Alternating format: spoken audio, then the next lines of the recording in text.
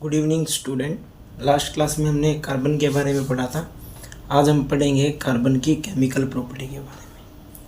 Carbon की जो सबसे पहली जो कार्बन की जो केमिकल प्रॉपर्टी आती है वो होता है ऑक्सीडेशन।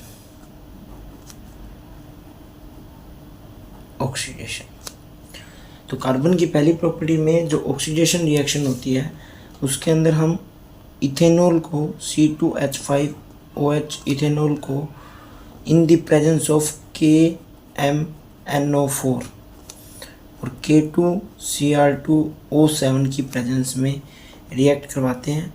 और ये जो हमारे पास इथेनॉल होता है ये KMnO4 K2Cr2O7 की प्रेजेंस में चेंज हो जाता है इथेनोइक एसिड में, CH3COOH ethanoic acid. Ethanoic acid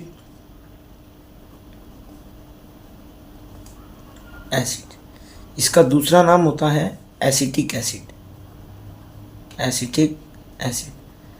इस एसिड का यूज़ हम करते हैं विनेगर सिरका बनाने के लिए, जो कि अचार वगैरह बनाने के लिए यूज किया जाता है। ये जो रिएक्शन है ये ऑक्सीडेशन ऑफ इथेनॉल KMnO4 और K2Cr2O7 की प्रेजेंस में। KMnO4 जो होता है पोटेशियम परमैंगनेट और K2Cr2O7 जो होता है डाइक्रोमेट के नाम से जाना जाता है। दूसरी केमिकल रिएक्शन जो आती है कार्बन की वो आती है एडिशन रिएक्शन।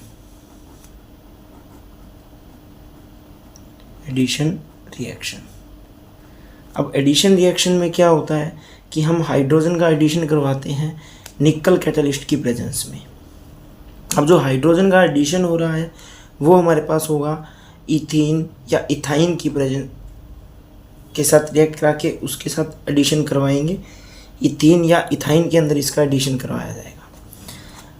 अगर इसको रिएक्शन से समझना हो तो C2H4 जो है हमारे पास इथीन होता है, C double bond C hydrogen hydrogen hydrogen. इसकी रिएक्शन हम करवाते हैं निकल कैटलिस्ट H2 के साथ इन द प्रेजेंस ऑफ निकल कैटलिस्ट लिस्ट। अब होता क्या है, यहाँ पर जो डबल बॉन्ड है कार्बन कार्बन के बीच में ये डबल बॉन्ड टूट जाता है और हाइड्रोजन का एडिशन हो जाता है। तो कार्बन सारे के सारे हमारे पास कार्बन और हाइड्रोजन के बीच में सिंगल बॉन्ड आ जाएंगे। मतलब कि इथीन से हमारे पास फॉर्मेशन होती है इथेन की, मतलब एल्कीन से एल्केन बनाने की जो रिएक्शन है वो एडिशन रिएक्शन होती है। थर्ड जो रिएक्शन आती है हमारे पास जिसको हम कहते हैं डिहाइड्रेशन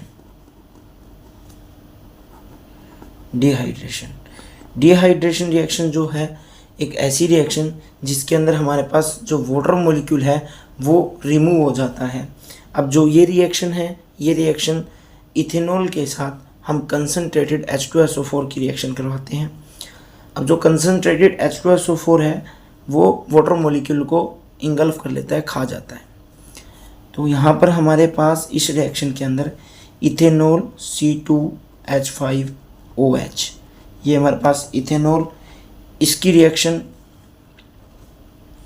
कंसनट्रेटेड H2SO4 की प्रेजेंस में कराई जाती है और ये कंसनट्रेटेड H2SO4 वाटर मॉलिक्यूल को इंगल्फ कर लेता है, ले लेता है। तो हमारे पास जिस चीज़ की फॉर्मेशन होती है वो होती है C2H4 प्लस में H2 और वाटर मॉलिक्यूल का बाहर निकलना ही डिहाइड्रेशन रिएक्शन कहलाता है। अब C2H4 जो है यहाँ पर डबल बॉन्ड कार्बन, दो हाइड्रोजन यहाँ दो हाइड्रोजन यहाँ, तो ये हमारे पास था एल्केन और एल्केन से एल्कीन की फॉर्मेशन को भी डिहाइड्रेशन रिएक्शन कह दिया जाता है। ये आपकी थी थर्ड केमिकल प्रॉपर्टी। नेक्स्ट हम बात करेंगे सब्स्टिट्यूशन रिएक्शन।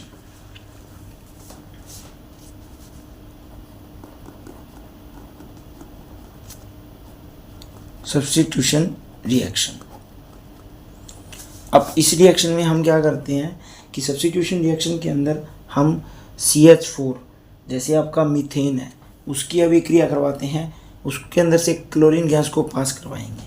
तो हमारे पास CH4 जो होता है मीथेन, उसके अंदर से क्लोरीन गैस को पास करवाया। तो जब क्लोरीन गैस को पास करवाया जाता है तो हमको मिलते हैं CH3Cl प्लस में HCl। अब जो HCl है ये हाइड्रोक्लोरिक एसिड होता है।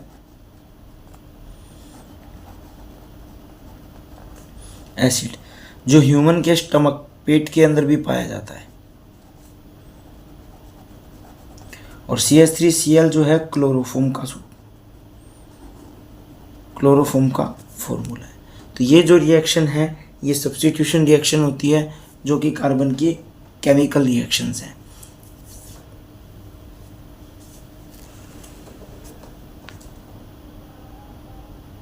नेक्स्ट हम बात करेंगे इथेनॉल के बारे में। अब जो हमारे पास इथेनॉल होता है उसका जनरल फॉर्मूला C2H5OH, इसके अंदर अल्कोहल ग्रुप है इसलिए ये इथेनॉल है। अब इथेनॉल जो होता है ड्रिंकेबल होता है। दूसरा, ये वाटर के अंदर सोल्यूबल है, वाटर के अंदर सोल्यूबल होता है इथेनॉल। अब इथेनॉल जो है हमारे पास, इथेनॉल से ह्यूमंस के लिए सिरप बनाई जाती है, जो कि ह्यूमंस के लिए मेडिसिन के रूप में यूज़ की जाती है। इसके अंदर भी एक रिएक्शन आती है जिसमें हम इथेनॉल की रिएक्शन C2H5OH इथेनॉल की रिएक्शन हम करवाते हैं सोडियम हाइड्रोक्साइड के साथ। जब हम सोडियम हाइड्रोक्साइड के साथ करवाते हैं तो हमारे पास यहाँ से वाटर मॉलिक्यूल तो बाहर निकल जाता है, और यहाँ जो कंपाउंड की जो फॉर्मेशन होती है C2H5O नेगेटिव Na पॉजिटिव, तो इसे कहा जाता है सोडियम इथोऑक्साइड।